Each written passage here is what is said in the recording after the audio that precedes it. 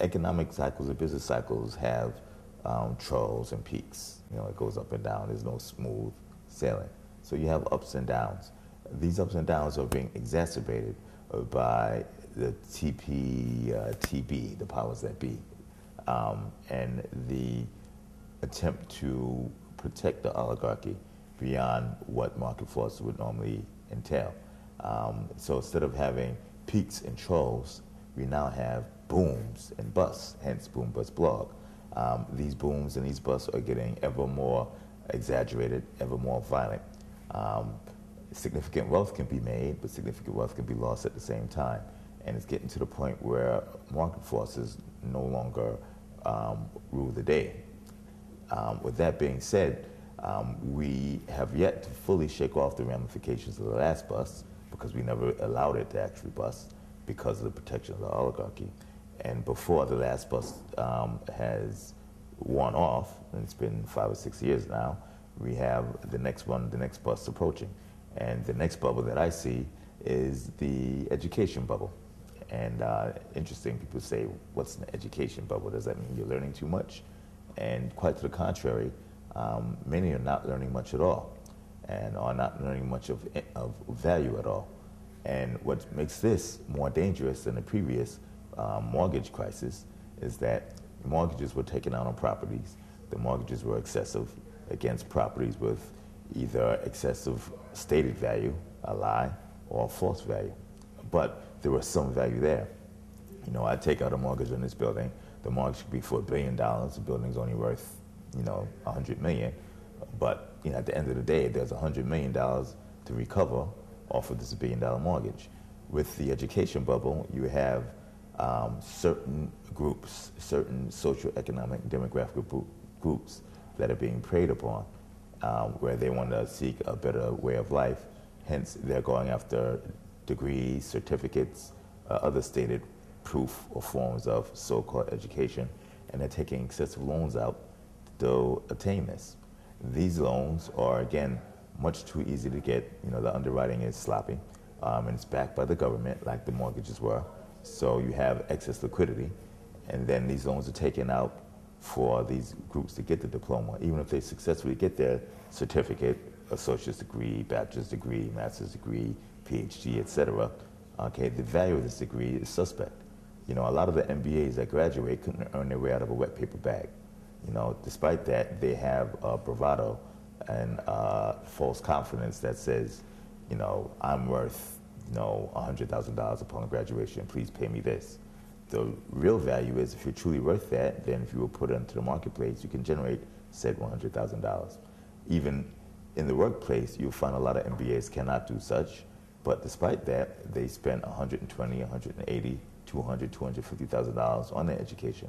So when you have overstated or false value on the asset, which is a diploma, yet you have a debt, and in the case of student loans, this debt is not distinguishable. You know, it's not dischargeable in bankruptcy. It's pretty much permanent. You have the makings of a new bubble, okay? The student loan bubble, the student loan market is roughly about $1 trillion as of right now. By the beginning of the second quarter to the middle of the second quarter, I estimate it to be over $1.3 trillion, which means it will be bigger than the subprime bubble from just a few years ago. And despite the fact it's being bigger, and it's blown the exact same way by creating an artificial government backing of loans that weren't correctly underwritten to back assets that had a false or fictitious or overstated value, you have a big mess going. And again, because you have so many diplomas, because the diplomas are teaching things that are not necessarily of value, you know, you have significant drop in assets once they're marked to market. You mark diplomas, and people are seeking this education to market by having them getting out in the world and trying to make money with their diplomas, either by getting a job or by monetizing it directly. You know, there are a lot of people, you know, go ask a lot of your friends, anybody who's graduated from school, whether it's high school, associate's degree, bachelor's, master's, ask them, say, exactly how much should I use of my diploma and what I do right now? You know, I'm pretty sure more than 1 out of 15 people will say, you know, I really didn't use much of my master's degree, my marketing degree, my, you know, XYZ degree. Now, there are certain diplomas that, are definitely worthwhile. Like if you're an electrical engineer, you're going to use a significant part of your electrical engineering degree. Okay, but I know a lot of people who've gotten bachelor's and master's MBAs, in business, and have used relatively little. Definitely didn't use $170,000 worth. To put this to the test, assume you went to a four-year college, you get a bachelor's degree, paying roughly $40,000 a year, interest 6%. Okay, you spending roughly $172,000, $176,000 for this education.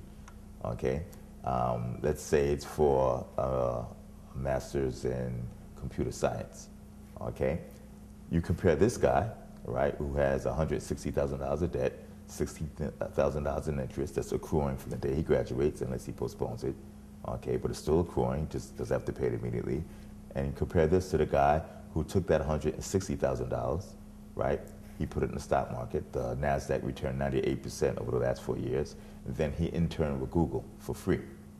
Okay? Didn't get a job. He said, I'm going to intern at Google. I want to learn the ins and outs. You don't have to pay me a dime. You just need to teach me what you do. If you were a small or medium businessman, who would you hire? The person who had the 4-year degree from the average school, okay? Or the person who interned at Google while Google created Android, while Google created the competition for Facebook, while Google basically, took over the world.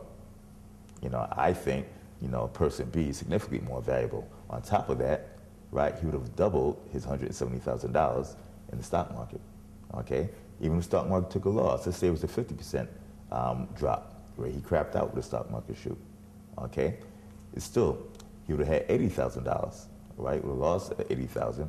So he would have owed roughly $96,000, right? He still would have had the education from Google. He would have got potentially and quite likely a superior education at less than half the cost. And that's taking a 50% loss in investments. Reality showed he would have had a 98% gain.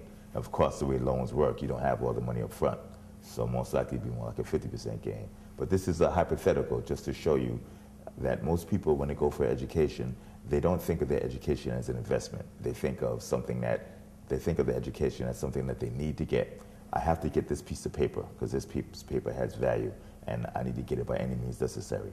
That's not the case. When you go for education, you're investing in yourself and you have to do a cost benefits analysis, risk-reward analysis. How much does it cost to get this diploma? How much is the diploma worth? Versus how much does it cost to get another type of education? There's a difference between, from a philosophical perspective, knowledge that and knowledge how.